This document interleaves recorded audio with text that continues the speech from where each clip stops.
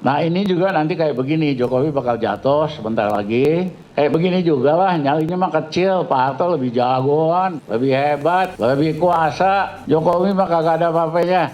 Daripada kita sok copras-copras. Ini kan drama Korea doang, ya.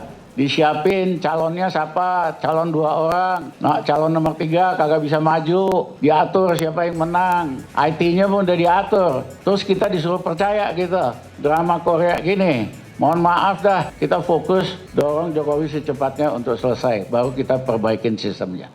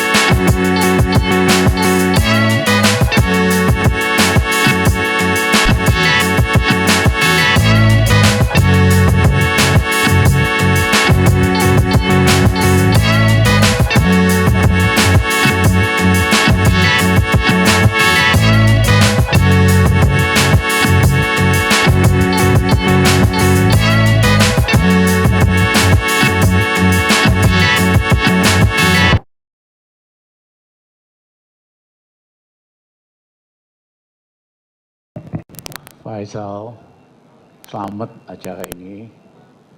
Henry, semua yang ada di sini, ini jagoan semua nih. Kita segini aja, Jokowi udah panik, apalagi kalau nambah gitu. Sebetulnya sederhana, akhir Oktober kita mengeluarkan Economic Outlook untuk tahun 97. Judulnya The Year of Uncertainty, tahun ketidakpastian, karena di atas ekonomi Indonesia ada awan mendung. Awan mendungnya kita rumuskan sederhana, 1, utang swasta Indonesia sangat-sangat besar. Tapi itu bagaikan orang main bola sodok. Yang dihantam Thailand ternyata nyebar ke Malaysia, nyebar ke negara Korea sekitarnya. Begitu kena Indonesia, Indonesia anjloknya paling dalam, paling dahsyat. Dari rata-rata 6,5% anjlok gara-gara saran IMF menjadi minus 13%. Pengangguran nambah 40% dan seterusnya. Ya, kami memang katakan awan mendung ini bisa jadi hujan, metafornya itu. Bahkan kami sampaikan tidak dalam kalimat, dalam kata-kata, bisa jadi hujan batu, beneran hujan batu. Nah, sampai 11 Maret 98 Pak Harto kepilih lagi buat jadi presiden. Tidak ada orang yang percaya bahwa Soeharto bakal bisa jatuh sebulan lagi. Soeharto kuat, ekonominya kuat, katanya dan sebagainya dan sebagainya. Kami sendiri yakin bahwa Pak Harto bakal jatuh karena selain angka-angka makro itu, kami memonitor dan memprediksikan bahwa pada bulan Maret April 98 Indonesia akan kekurangan beras. Dan terjadi karena waktu itu ada El Nino panas sekali, produksi anjlok, di supermarket nggak ada beras. Nah teman-teman ketahui kalau beras sudah nggak ada, pemerintahnya pasti jatuh. Bung Karno, Pak Harto gitu loh. Nah, terjadilah apa yang disebutkan reformasi. Hanya butuh waktu 21 hari buat Pak Harto jatuh. Tanggal 1 Mei, pemerintah Indonesia atas bujukan IMF menyetujui untuk menaikkan harga BBM 72%, harga minyak tanah 44%. Sekitar tanggal 28 April, saya diundang ketemu Managing Director IMF di Grand Hyatt, Dr. Yubit Nis, Managing Director Aman Nasid ya, ya Asyanya. Dr. Nis tanya, Dr. Ramli, kita akan bujuk Pak Harto untuk naikin BBM. Menurut kamu bagaimana? Saya katakan, I'm a trained economist. Saya ekonomis yang terlatih. Saya tahu persis dan ngerti betul banyak alasan untuk menaikkan harga BBM. Tapi jangan, suasananya udah panas, bisa terjadi sesuatu. Dr. Nis sombong sekali. Dia katakan, Dr. Ramli, Anda tuh nggak ada apa-apa kok. Saya setiap pagi jogging, pakai celana pendek di daerah miskin, di belakang Grand Hyatt, di kebun kacang. Kalau saya dadahan sama orang Indonesia senyum, ketawa-ketawa, dada balik. Itu kan jawaban konyol sekali. Orang Indonesia yang miskin di kebun kacang, sarapan pagi belum sarapan pagi.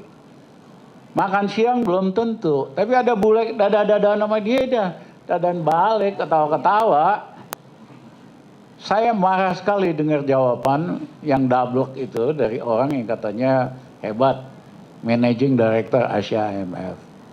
Saya katakan, Dr. Nis, I don't want to argue with you. Saya nggak mau debat sama kamu. Just take a note of what I said. Saya sama Nasid ninggalin dia habis itu. Apa yang terjadi? Tanggal 1 Mei dinaikkan, tanggal 2 Mei demonstrasi besar di Universitas UMI di Makassar. UMI itu semua anak miskin di Makassar kuliahnya di UMI. Anak pejabat, anak orang kaya di Unhas. Rusuh. Gue orang miskin juga. Ah, orang miskin. Kamu UMI. Kamu UMI. Unhas. Oh, pengecualian banget. Seminggu kemudian demo besar rusuh di Medan, seminggu kemudian Solo kebakar, seminggu kemudian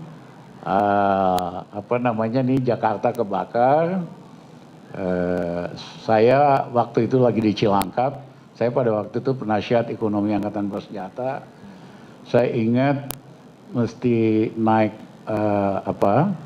motor gitu ke sini ke daerah, ke rumahnya Ibu Tuti Neradi di Menteng, karena kita bikin marah Majelis Amanat Rakyat. Itu jalan kebakar butuh waktu lama. Akhirnya sore itu kita bikin Majelis Amanat Rakyat minta Soeharto mundur. Besok paginya sama Nasid lagi, saya datang. Nasid ini banyak sejarah sama kamu, Nasid. Saya datang ke rumahnya Pak Prabowo Sutejo, adik tirinya Pak Harto. Di depan rumahnya di Jalan Diponegoro, mobil masih kebakar. Saya bilang Pak Prabowo udah kenal saya berapa tahun? 8 tahun Mas Rizal. Pernah nggak saya minta tolong satu kali pun sama Pak Prabowo? Prabowo bilang nggak pernah. Biasanya orang kenal saya, pengen naik pangkat, nanti saya ngomongin sama Mas Harto. Nyari menangin proyek, kalau bagus tak tolong. Yang ketiga, minta duit. Ya tak kasih kalau saya ada duit. Mas Rizal 8 tahun kenal saya nggak pernah minta tolong sekalipun. Yang kedua, saya tahu Mas Rizal oposisi terhadap Pak Harto, tapi hubungan kita baik, kita biasa makan siang 6 bulan sekali. Saya bilang, Pak Prabowo, saya datang pagi ini jam 10 mau minta tolong. Pak Harto dalam perjalanan dari Mesir ke Halim, nanti siang datang. Saya minta Pak Prabowo jemput. Kenapa Mas Rizal? Pak Prabowo jemput, bujukin Pak Harto supaya ngundurin diri. Pak Prabowo kenapa? Loh ini udah rusuh, udah kebakar di Makassar, Solo, udah ratusan yang meninggal, yang luka-luka ratusan. Kalau Pak Harto ngotot kuasa lagi bisa terjadi 10 kali Tiananmen. Saya anggap Pak Prabowo tanggung jawab tak uber. Rizal Ramli itu ada premannya dikit. Tapi timingnya tepat, karena kalau saya ngancam Pak Prabowo sebulan sebelumnya, tangkap kita langsung. Nah jawaban Pak Prabowo menarik sekali. Mas Rizal masa nggak kenal bangsa kita? Bangsa kita ini, kalau kita lagi kuasa, pantat kita mereka jilat rame-rame. Seperti hari inilah pada jilat Jokowi. Ya, tapi nanti kalau kita nggak kuasa, keluarga kita ditendang-tendang. Apa jaminannya keluarga kita nggak ditendang kalau Pak Harto ngundurin diri? Saya bilang mohon maaf Pak Prabowo, Bung Karno jasanya lebih besar dari Pak Harto.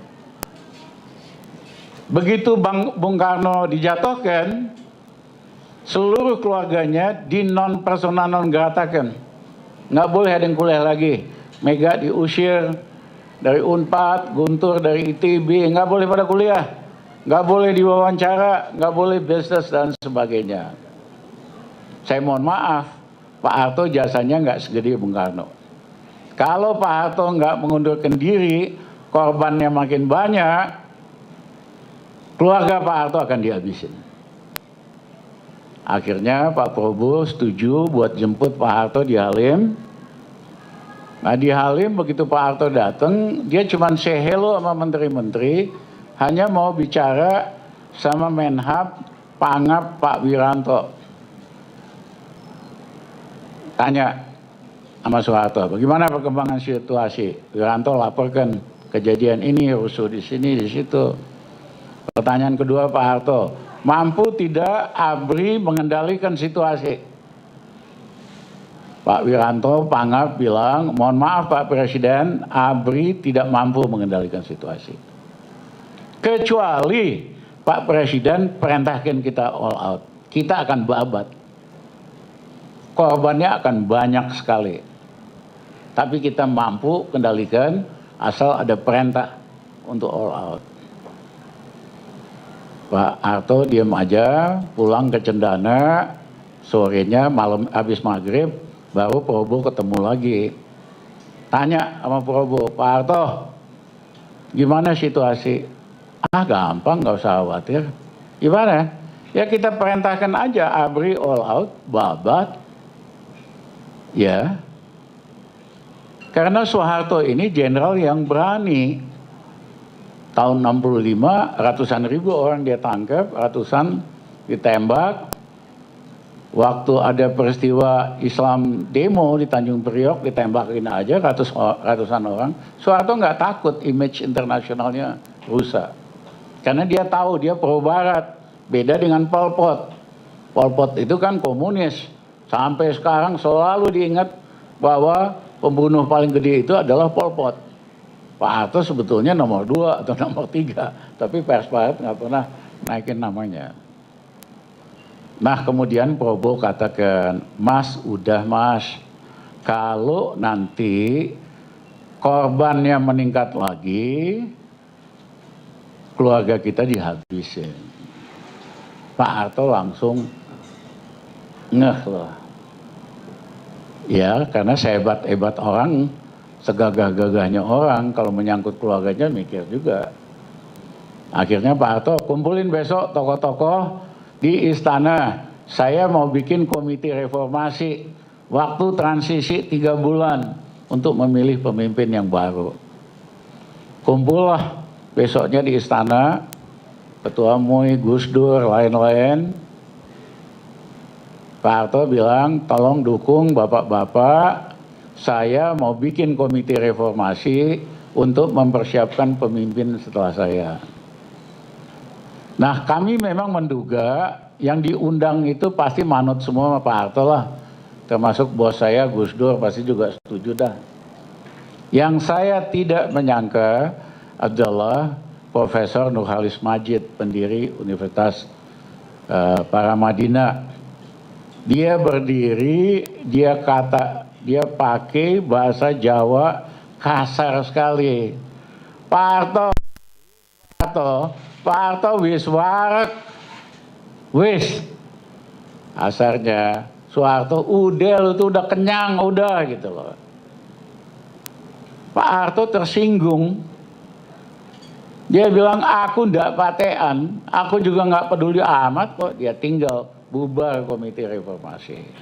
Malam itu saya kerja, saya teleponin semua Pemret TV, koran, lain-lain. Tolong yang dimuat hanya omongan Pak Nurhalis Majid. Kenapa? Omongan kayak gitu buat orang luar Jawa dia nggak ngerti. Biasa aja kan ngomong gitu. Tapi buat orang Jawa tuh artinya dalam sekali. Artinya Raja Jawa dilecehkan, dihina oleh seorang rakyat biasa namanya Nurhalis Majid. Artinya aura spiritualnya Pak Harto, aura kekuasaannya dicabut sama Nurhalis Majid. Nah, malam itu semua media TV besoknya itu hanya omongan Nurhalis. Nah, ini juga nanti kayak begini, Jokowi bakal jatuh sebentar lagi, ya. Kayak begini juga lah, nyalinya mah kecil, Pak Harto lebih jagoan, lebih hebat, lebih kuasa. Jokowi mah kagak ada apa-apanya, ya. Daripada kita sok copras-copras, ini kan drama Korea doang, ya. Disiapin calonnya siapa, calon 2 orang, nah calon nomor 3 kagak bisa maju, diatur siapa yang menang, IT-nya pun udah diatur, terus kita disuruh percaya gitu, drama Korea gini. Mohon maaf dah, kita fokus dorong Jokowi secepatnya untuk selesai, baru kita perbaikin sistemnya. Terima kasih. Terima kasih Bang Rizal. Tepuk tangan dulu.